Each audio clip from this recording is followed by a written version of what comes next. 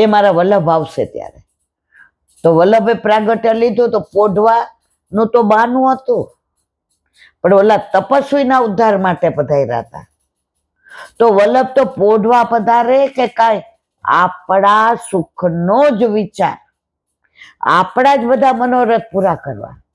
અને પછી ઓલા તપસ્વી તો રાજી થઈ ગયા કે બોલો તો કે મને વ્રજ લીલા દર્શન કરાવો. 1 સેકન્ડ માટે કરાવ્યા, જળછાય. એ કે મને પાછું આમાં શું કામ લઈ આવ્યા? તો કે તપ કરે એનો આટલો જ અધિકાર હોય, મર્યાદામાં તપ, આપણામાં કોઈ તપ. એટલે જ કે છે કાહે કો દેહ દમત સાધન કરી મૂર્ખ છે, વિદ્યમાન આનંદ તજી ચલત ક્યો પાથે, રસિક ચરણ શરણ સદા રહત હે બડ ભાગી જન, અપનો કરી ગોકુળપતિ ભરત તાહી બાત હે, જય જય શ્રી વલ્લભ પ્રભુ વિઠ્ઠલે સાથે. એટલે આ તપસ્વી, આજે તપસ્વીએ કીધું, વલ્લભ કે બોલ બીજું. એ કે મને અહીંથી કોઈ ખસેડે નહીં. આ વાત તો લાંબી છે, મેં કરેલી છે, એટલે હું બહુ કલાક સુધી ચાલે આ વાતમાં એવું છે, પણ અત્યારે એટલે નથી કરતી કે આ મેં કરી દીધી છે. આજની તારીખમાં એ તપસ્વી ત્યાં બિરાજે છે ને બિરાજે છે. વ્રજને ટેક ઇટ ઇઝી ન લેવાય. આ બધી લીલા સ્થળીઓ, પ્રભુની લીલાઓ, આ બટવાની બેઠક, આ નવનીત પ્રિયાજીની બેઠક, આ બધું શું છે?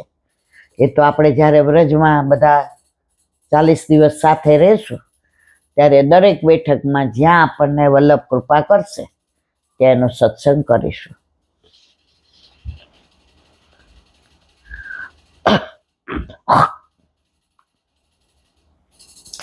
આ લીલા જોઈને બીજા બધા વિચારકો વિચારમાં પડ્યા. એક મહાત્મા કહે છે, યશોદાના લાલે માટી કેમ ખાધી? એનું કારણ હું જાણું છું.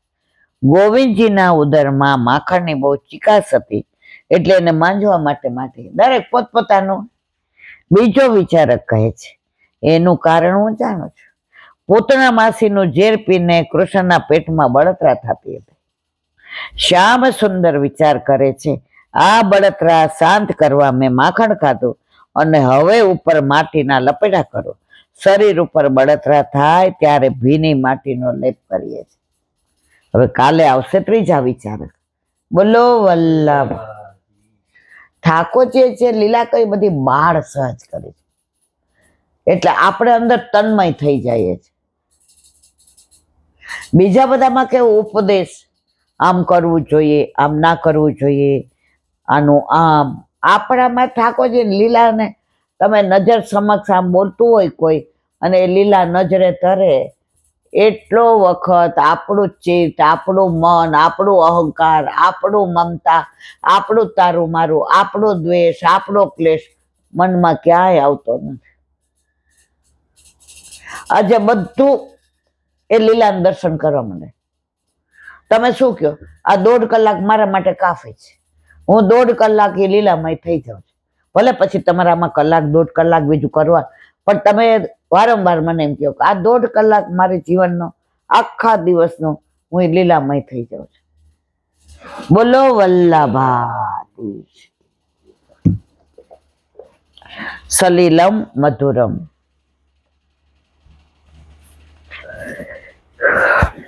સલીલમ એટલે ભ્રમર વગર માગે, જેને શ્રી ઠાકોરજી સામેથી કૃપા કરે તેને સલીલમ મધુરમ કહેવાય. આ ભાવ સમજવા. 252 વૈષ્ણવ વાર્તા 25મી. બિરબલની દીકરીનો ભાવ જોઈએ. બિરબલની દીકરી સાત્વિક ભક્ત છે. લીલામાં એનું નામ રસિક પ્રિયા છે. મંદોન્મતાના ભાવરૂપ છે. શ્રી ઠાકોરજીની અંતરંગ સખી અને અત્યંત પ્રિય છે. એક સમયે બાદશાહે બિરબલને પૂછ્યું, સાહેબ કઈ રીતે મળે? ઘણા ઉત્તર આપ્યો, પણ રાજાને સંતોષ ના થયો. બિરબલે ઘણા સંતો સ્વામીઓને પૂછ્યું, પણ બાદશાહને કઈ રૂચ્યું નહીં. બાદશાહે બિરબલને કહ્યું, આનો જવાબ મને જલ્દી મળવો જોઈએ. બિરબલ ચિંતામાં ડૂબ્યો. દીકરીના પૂછવાથી દીકરીને સર્વ રીતે વાકેફ કરી ત્યારે દીકરીએ કહ્યું, તમે શ્રીમદ ગોકુલ જઈ શ્રી ગુસાઈજીને પૂછો તો આનો જવાબ પૂછો, આનો ઉત્તર તેઓ શ્રી આપે તે જુઓ. આનો જવાબ એમના વિના તમને કોઈ પાસેથી ક્યારેય મળવાનો નથી. ઈશ્વરની વાત ઈશ્વર જ જાણે. બિરબલ શ્રીમદ ગોકુળમાં જઈ ગુસાઈજીને મળી બાદશાહની સર્વ વાતથી વાકેફ કર્યા ત્યારે ગુસાઈજીએ કહ્યું, આનો ઉત્તર અમે બાદશાહને મળીએ ત્યારે સંદેહ દૂર થાય. બાદશાહને વાત સાંભળવાની આતુરતા હોય તો અમારી પાસે આવે, હું સંદેહ દૂર કરીશ. બિરબલ પાછો બાદશાહ પાસે આગ્રા ગયો. ગુસાઈજી પ્રભુચરણની સર્વ વાત કરી. બિરબલે વિચાર્યું, આ જાહેરમાં ન થાય, એકાંતનું કામ છે. માટે પોતે એકલો ઘોડે સવાર થઈ શ્રીમદ ગોકુળ આવ્યો. તે સમયે શ્રી ગુસાઈજી યમુના તટ પર સંધ્યાવંદન કરતા હતા. આપ શ્રી બાદશાહને પારખી ગયા. બધાને દૂર કર્યા અને પૂછ્યું, તમે શા માટે આવ્યા? તેમણે પૂછ્યું. બાદશાહે કહ્યું, સાહેબ કઈ રીતે મળે? આપ શ્રીએ કહ્યું, જેમ આપ મળ્યા મને એમ. ભાવ, લૌકિકમાં બાદશાહ સૌથી મોટા છે. બીજા માણસોને મળવું હોય તો ઘણા પ્રયત્ન કરવા પડે. બાદશાહની ઈચ્છા વિના મળવું મુશ્કેલ. કદાચ બાદશાહ મળવા વિચારે તેને તરત મળે. એમ અમે તમને મળવાનું વિચારીએ તો ઉપાય કરવો પડે, પણ તમારે મળવું હોય તો તરત મળાય. એમ જીવના વિચારતા અને ઉપાય કરતા ઘણા દિવસો વીતે તોય મળવું કઠિન છે. પણ પ્રભુ વિચારે કે હવે જીવને મળવું છે તો તેમાં જરાય વિલંબ ન થાય. આપણે વ્રજમાં જવું જ ન જોઈએ. યમુનાજી બોલાવે તો બધી કૃપા થઈ જાય.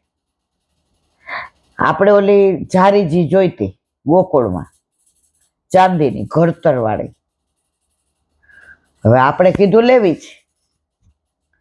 આકાશ કે મમ્મી હમણાં તો આપણે નવી લીધી છે, પણ મારા મનમાં એ જારીજી ચચી ગઈ. મારા પ્રભુને ગમે. સાથે ગયા હોય એટલે કીધું કાંઈ વાંધો નહીં. હવે ઘરે આવ્યા પણ ઓલી જારીજી મારા મગજમાંથી ન જાય.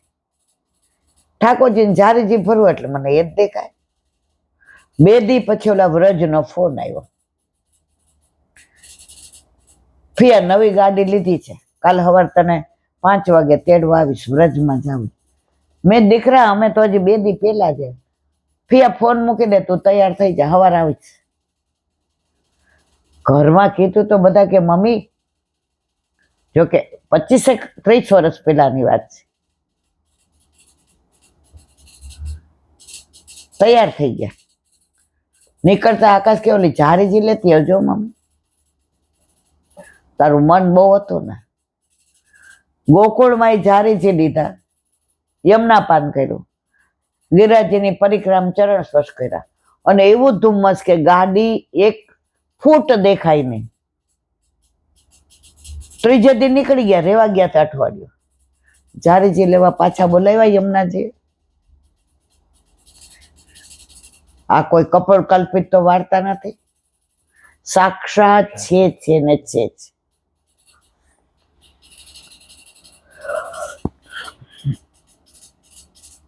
આવું શ્રી ગુસાઈજીએ મુખે કહ્યું ત્યારે બાદશાહ ખૂબ પ્રસન્ન થયા. તમારા સેવકો તમને પ્રભુ કહે છે, તમે સાચે જ કનૈયા છો, એમાં કોઈ સંદેહ નથી. અત્રે ઠાકોરજીએ સામેથી બાદશાહ ઉપર કૃપા કરી તો પ્રભુની સામેથી કરેલી કૃપા મધુર જ હોય ને. 84-252 વૈષ્ણવનું ભાવરસ. આવો જ પ્રસંગ 252 વાર્તા 48 દુર્ગાદાસ બ્રાહ્મણનો. તેઓ તામસી ભક્ત હતા. લીલામાં તેમનું નામ કલ્યાણી. શ્યામાથી પ્રગટ્યા.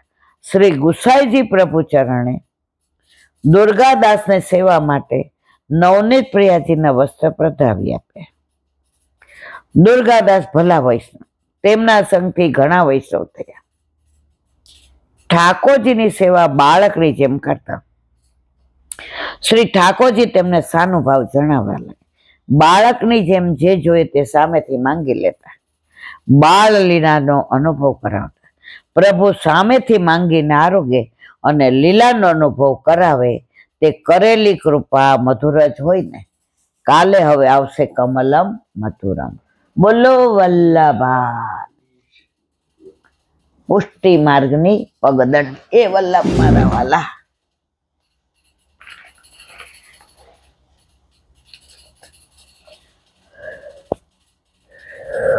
પ્રશ્ન 2. પૃથ્વી પર ધર્મની શરૂઆત ક્યારથી અને કેવી રીતે થઈ છે? જવાબ: ધર્મનો સંબંધ માનવ સાથે જેટલો જૂનો છે. આ પ્રશ્નનો જવાબ સૌ ધર્મશાસ્ત્રોએ પોતપોતાની સમજ પ્રમાણે આપ્યો. બાઇબલના મતે પૃથ્વી પર સૌ પહેલા જન્મેલા સ્ત્રી પુરુષ ઈવ અને આદમ નામે જાણીતા છે. શેતાને તેમને બુદ્ધિનું ફળ ખાવા લલચાવ્યા. તે ખાવાથી તેમનું અધપતન થયું. તેમાંથી તેમને બચાવવા પ્રભુના દેવદૂતે આપી તેમને ધર્મ શીખવ્યો. ત્યારથી માનવજાત ધર્મનું આચરણ કરે છે. આ બધું આપણે કઈ જરૂરી નહીં, પણ હવે આમાં છે એટલે વાંચવું પડે. બાકી આપણે તો આપણા જ ધર્મનું જોવાનું. નોલેજ માટે ઠીક છે. ઇસ્લામના પ્રવર્તક પૈગંબર મોહમ્મદ પૈગંબર કહે તેઓ અંધારી ગુફાઓમાં ચિંતન કરતા હતા. ત્યારે અચાનક દિવ્ય પ્રકાશ ફેલાયો. તેના અજવાળામાં ખુદાનો એક ફિરસ્તો તેમના માટે ખુદાનો પૈગામ લઈને આવ્યો. તે પૈગામ તેમણે લોકોને આપ્યો. તે ધર્મનો સંદેશો હતો. બૌદ્ધ સંપ્રદાયના પ્રવર્તક સિદ્ધાર્થ ઘર પરિવાર છોડી ચાલી નીકળ્યા. તેમણે વનમાં પીપળાના વૃક્ષ નીચે આસન જમાવી સમાધિ લગાવી. સમાધિમાં તેમને આત્મજ્ઞાન પ્રાપ્ત થયું. તે બોધ તેમણે જગતને આપ્યો. તેથી તેઓ બુદ્ધ કહેવાયા. જૈન ધર્મના પ્રવર્તક મહાવીર અને શીખ ધર્મના પ્રવર્તક નાનકજીની કથા પણ આવી જ છે. આ સૌ મહાપુરુષે તેમને પ્રાપ્ત થયેલ ધર્મનો લોકોને આપ્યો. ત્યારથી તે ધર્મો અસ્તિત્વમાં આવ્યા. આપણા હિન્દુ ધર્મના પાયાનું પુસ્તક વેદ છે. વેદ સાહિત્યમાં બ્રાહ્મણ, આરણ્યક અને ઉપનિષદોનો સમાવેશ થાય. વેદ સ્વયં પરમાત્માની વાણી છે. તેમાં પરમાત્માના સ્વરૂપનું તથા તેમને પ્રાપ્ત કરવાના જુદા જુદા માર્ગોનું વર્ણન છે. પરમાત્મા પોતે પોતાના વિશે ઘણું કહે છે, પરંતુ અંતે તેઓ કહે છે નેતિ નેતિ ન ઇતિ ન. આનાથી વધુ કાંઈ જાણતા નથી. આટલું જ નહીં, હજુ આનાથી ઘણું વધારે બાબતો છે જે શબ્દોમાં કહેવી મુશ્કેલ છે. મજાની વાત એ છે કે જો પરમાત્મા પોતે પોતાની વાત પૂરેપૂરી ન કરી શકે તો મનુષ્યની શક્તિ કેટલી. છતાં આપણા ઉપનિષદોએ કહ્યું પરમાત્મા જગતની પહેલા હતા અને જગતની પછી પણ હશે. તેઓ અનાદિ અને અનંત છે. તેઓ પરમાનંદ સ્વરૂપ છે. આવા પરમાત્માને ક્રીડા કરવાનું મન થયું.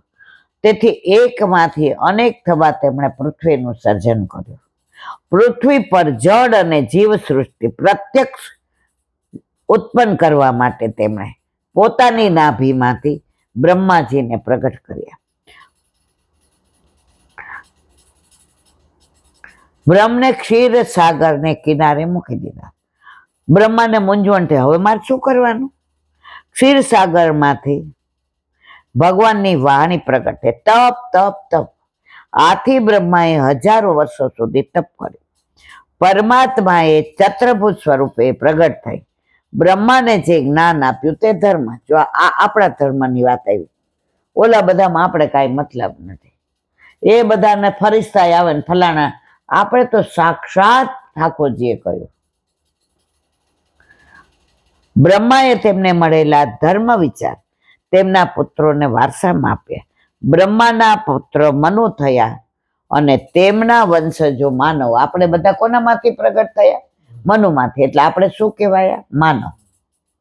આમ પેઢી દર પેઢી ધર્મ વિચારનો વારસો અપાતો ગયો. તેમ સમજાવવા માટે દરેક પેઢીએ નવા નવા શાસ્ત્રો રચ્યા. જ્યારે પૃથ્વીનો પ્રલય કાળ આવ્યો ત્યારે પરમાત્માએ મત્સ્યાવતાર ધારણ કરી ધર્મના જ્ઞાતા મનુ અને અન્ય ઋષિઓને નાવમાં બેસાડી નાવને સુરક્ષિત સ્થળે લઈ જઈ પ્રલયથી તેમનું રક્ષણ કર્યું. આ ઋષિઓએ પૃથ્વી પર ધર્મ વિચારને જીવંત રાખ્યો. આ સર્વ પ્રસંગોથી એક વાત નક્કી થાય છે કે ધર્મનો વિચાર કોઈ મનુષ્યની બુદ્ધિમાંથી જન્મ્યો નથી, પણ પરમાત્માની ભેટ છે. જો આપણી વાત જ અલગ છે.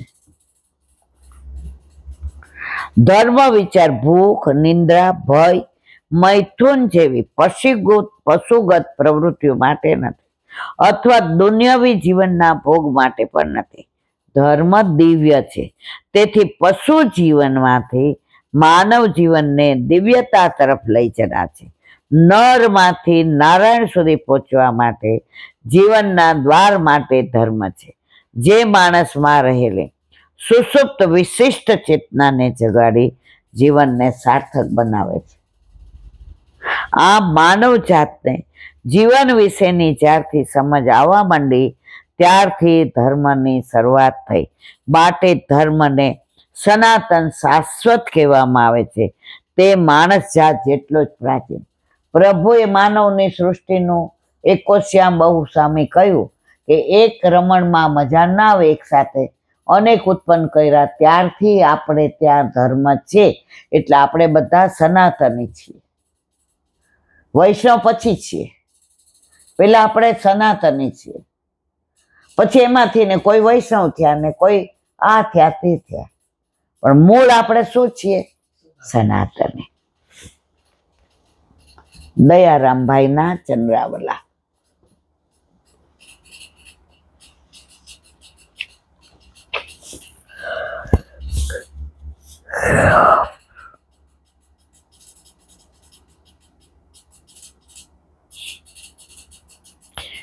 પૂતનાના પ્રાણ શોષીને હમણાં જ આપણે પૂતનાનું જ આવ્યું.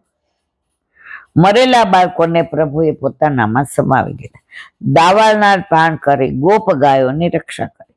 કાલિંદીમાં ઝેર હતું, તેથી ગોપ બાળકો બેશુદ્ધ બન્યા. તેઓને પણ બચાવી લીધા, ઝેર નષ્ટ કર્યો. આવી રીતે ગાયો ગોપો બધાનું પ્રભુએ રક્ષણ કર્યું. આ છે 1000 હાથવાળો. તેને 2 હાથવાળો કંસ શું કરી શકવાનો હતો? વ્રજવાસી નિર્ભય હતા, કેમ કે પ્રભુ જેના પ્રભુ હું હરિનો, હરિ મમ રક્ષક, હરિ કરશે મમ હિતનો, એ નિશ્ચય બદલાય નહીં. આ હલી જાય ને એટલે પ્રભુ મૂંઝાઈ જાય છે કે તને આપણે કઈ થાય એટલે તરત કહી આપણે કોઈ યાર મોટી ઓળખાણ છે. અલા ભાઈ, મોટી ઓળખાણ ને બનાવવાળો તાર ઘરે બેઠો છે. શું કામ અન્યાશ્રય કરવો જોઈએ? કોઈના શરણે જવાનું જરૂર નથી. હાથીના પગલામાં બધાયના પગલા આવી જાય, પણ તોય આપણે તો સસલા પગલાની પાછળ દોડીએ છીએ. વળી જ્યાં ભક્ત હોય ને ત્યાં દ્વેષ કરવા વાળા હોય, નિંદા કરવા વાળા દુર્જનો પણ હોય. જો ભક્તને કોઈ છોડ્યા નથી, પછી નરસિંહ મહેતા હોય કે મીરાબાઈ હોય, સહન કરવું પડે. તો જ્યાં ભક્ત હોય ત્યાં દ્વેષ કરવા વાળા, નિંદા કરવા વાળા દુર્જનો પણ હોય. આ સંસાર બહુ રંગી છે, તેમાં બધુંય છે. ભક્ત છે તેમ અભક્ત પણ છે, જ્ઞાની છે તેમ અજ્ઞાની પણ છે, દયાળુ છે તેમ નિર્દય પણ છે, ક્રોધી દંભી છે તેમ શાંત ચિત્તવાળા પણ છે, પુણ્યશાળી છે તેમ પાપી પણ છે. ભક્તોમાં પણ નિષ્કામ ભક્તો છે તેમ સકામ ભક્તિ કરવા વાળા પણ છે. આમ બધી પ્રકારના ગુણો વાળાની આ સૃષ્ટિ પ્રભુએ રચેલી છે. ભક્તોમાં જેમ કે નરસિંહ મહેતા જુનાગઢમાં રહેતા, તે તો કેવળ ભગવાનનું ગુણગાન કરતા. તેની પછવાડે પણ પ્રપંચ, દંભી, ઈર્ષાળુ લોકો પડી ગયા હતા, પરંતુ પ્રભુએ સર્વ જગ્યાએ તેમની રક્ષા કરી. પ્રભુ સર્વ સમર્થો હિ તત્વો નિશ્ચિતતા વ્રજે. ભક્તોને તો કોઈએ છોડ્યા જ નથી, કોઈ પણ ભક્ત. નામદેવ જુઓ, તુકારામ જુઓ, તમે મુક્તાબાઈ જુઓ, જ્ઞાનેશ્વર જુઓ, નરસિંહ મહેતા જુઓ, મીરાબાઈ જુઓ. ભગવાનની ભક્તિ એટલે શરૂઆત ક્યાંથી મોટી ભક્તાણી થઈ ગઈ છે. એકવાર એવું બન્યું કે બીજાની ભલાઈ કરવા નરસિંહ મહેતાએ કેદારો રાગ ગીરવી મૂકી તેવું કામ કર્યું કે હું તારા નાણાં ચૂકવીશ પછી જ કેદારો રાગ ગાઈશ. આમાં પ્રપંચોને લાગ મળી ગયો. તેઓ રાજાને વિનંતી કરી, મેં તો ઠગ છે, ઠગ. ખોટા ખોટા ચમત્કારો બતાવી બધા માંડવીને ભોળવે છે. આજે 11 છે, રાજ મંદિરમાં તેને બોલાવો. જો ભગવાન સ્વયં તેને માળા આપે તો સાચું, નહીં તો દંડ કરો. રાજા વાજા વાયદા, એ લોકોને કાન કાચા જોઈએ. રાજાએ આ વાત માની લીધી ને નરસિંહ મહેતાને કહ્યું કે તમે ભજન ગાવો, અમે જોઈએ કે ભગવાન તમને માળા કેમ પહેરાવે છે. જો ખોટું હશે તમે શિક્ષાને પાત્ર બનશો. નરસિંહ મહેતા ભોળા ભાળા રાજા પ્રજા જ્યાં એકત્રિત થઈ હતી તે મંદિરમાં જઈને ભજન ગાવા લાગ્યા. કાલે એનું પરિણામ આવશે. બોલો વલ્લભા.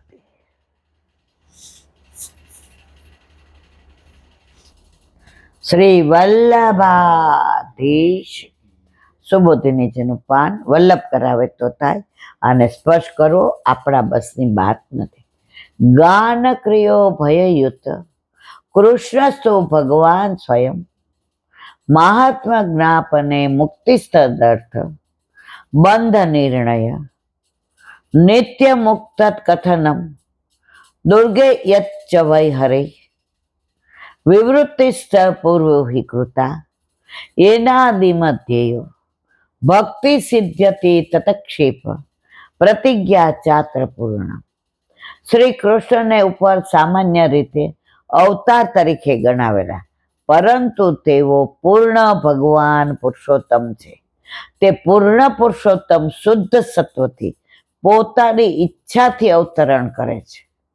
તેથી અવતારમાં તેમને ગણેલા, પરંતુ તેઓ પોતે જ સંપૂર્ણ જ્ઞાન શક્તિ અને સંપૂર્ણ ક્રિયાશક્તિ વાળા ભગવાન છે. એ પ્રમાણે આ અધ્યાય 1 થી 27 શ્લોકથી ભગવાનના અવતારો કયા, આ 5મા પ્રશ્નનો ઉત્તર થયો. 28-29 થી અવતારો ધારણ કરવાનું સામાન્ય પ્રયોજન કયું અને આ પ્રયોજન તથા શ્રી ભાગવત જણાવ્યું. શ્લોક 30 થી 42. તેની વચ્ચે નીચેના 4 વિષયો કહેલા છે. 30 થી 32 ભગવાનનું મહાત્મ્ય જણાવવામાં આવે ત્યારે જીવની મુક્તિ થાય છે. તેથી મુક્તિ થાય તે માટે આ શ્લોકોથી જીવનો બંધ અને ભગવાનનું મહાત્મ્ય જણાવેલા છે. 33-34 થી જીવની મુક્તિનો પ્રકાર અને મુક્તિ જણાવેલ છે. 35-36 થી ભગવાન નિત્ય મુક્ત હોવાનું જણાવેલ છે. 37 થી ભગવાનની લીલાનું તથા ભગવાનનું જ્ઞાન થવું ઘણું દુર્લભ હોવાનું જણાવેલ છે. પૂર્વ સંભાવના માત્રાત પુષ્ટે દત્તોત્તરમ સ્વતઃ, ગ્રંથોપ્ય સ્થિતિ તચ્છુભા સૌનકો હર્ષ સંપ્લુત, સ્વરૂપોત્પત્તિ હેતુ નામ પાઠાધ્યાય પનોરપી, અયુક્તત્વાપુ સંવત્સરનો અર્થસ્યાલૌકિક તત્વ, શ્રોતો સર્વ પરિત્યાગાત શ્રવણો કિમ પ્રયોજન, સ્વતઃ એવોત્મત્વાચ કૃષ્ણાનુગ્રહણાનદપતિ, સ્વતઃ જન્મ સંપ્રસ કૃષ્ણ ભક્ત્યામ પ્રસંગત. 34 થી 43 થી પહેલાના પુરુષોએ આ વિષયનું વિવરણ શ્રી ભાગવત કરેલ હોવાનું, 40 થી 43 તથા તે વિવરણથી હીન અધિકારવાળા તથા મધ્યમ અધિકારવાળાને પણ ભક્તિ પ્રાપ્ત થતી હોવાનું 38-39 જણાવેલ છે.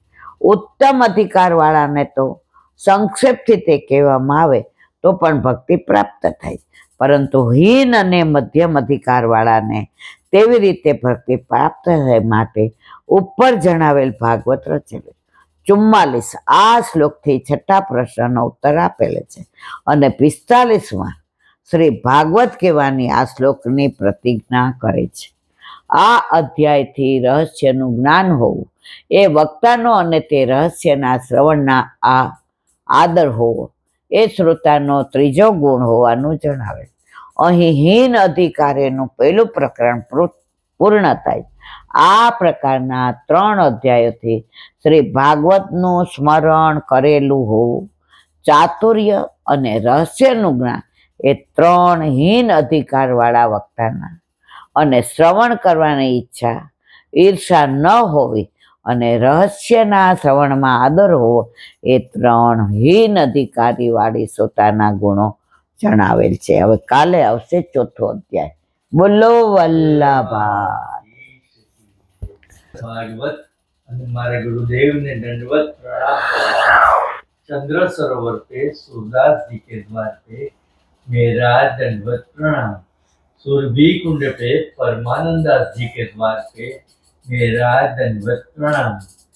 जमुनावता पे संकर्षण कुंड पे कुंभन दास जी के द्वार पे मेरा दंडवत प्रणाम। गिरछू कुंड पे कृष्णदास जी के द्वार पे मेरा दंडवत प्रणाम। कदम खंडी पे गोविंद स्वामी के द्वार पे मेरा दंडवत प्रणाम। अप्सरा कुंड पे चित्त स्वामी के द्वार पे मेरा दंडवत प्रणाम। मानसी गंगा पे नंददास जी के द्वार पे मेरा दंडवत प्रणाम। रुद्र कुंड पे छत्रपुत दास जी के द्वार पे मेरा दंडवत प्रणाम। વ્રજ વિલાસ વ્રજની ગોપિકાઓને મારા દંડવત પ્રણામ. હે વલ્લભ, સવારથી અત્યાર સુધી સેવા, સ્મરણ, સત્સંગ જે પણ તે કરાવ્યું તે તારા ચરણારવિંદમાં સમર્પણ કરું છું. ભૂલ અપરાધ થઈ હોય તો ક્ષમા કરશો. બોલો વલ્લભાધીશ કી જય. દ્રઢ ચરણ કેરો ભરોસો દ્રઢ ચરણ કેરો શ્રી વલ્લભનાથ ચંદ્ર છટા બિન સબ જુગ માય અંધેરો ભરોસો દ્રઢ ચરણ केरो साधन और नहीं आकली में क्या सो होया निवेरो सूर का कहे द्विविध आंधरो बिना मोल को चेरो भरोसो દ્રઢ ચરણ દ્રઢ ચરણ દ્રઢ ચરણ કેરો. શ્રી વલ્લભાધીશ કી. આજનો આ સત્સંગ મારા વલ્લભના ચરણારવિંદમાં સમર્પણ કરું છું. ભૂલ અપરાધ થઈ હોય તો ક્ષમા કરશો. આ મારા વલ્લભની વાણી અને ભૂલો એ મારે. બોલો વલ્લભાધીશ કી જય. ગૌ માતા કી જય. ગૌ માતા કી જય. ગૌ માતા કી જય. બધાય વૈષ્ણવને જાજા કરીને જય શ્રી